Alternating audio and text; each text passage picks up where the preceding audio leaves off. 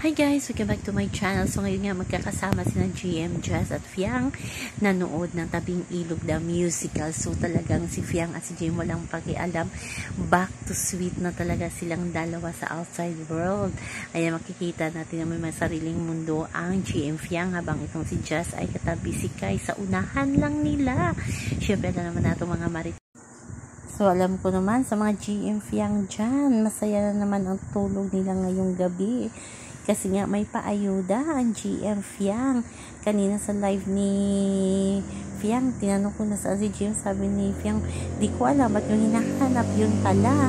Magkasama sila nanood ng Tabing Ilog Musical at si Jazz naman ay masayang nakatabi ito si Kai at ang iba pang mga ex-housemate. So, marami ding mga ex-housemate ang nandyan, ang Tungpat, si Terea, si JP, si Gwen at si Jolly, si Jazz at si Kai. So, abangan lang natin mamaya kung magsama-sama silang kumain sa labas, o diba?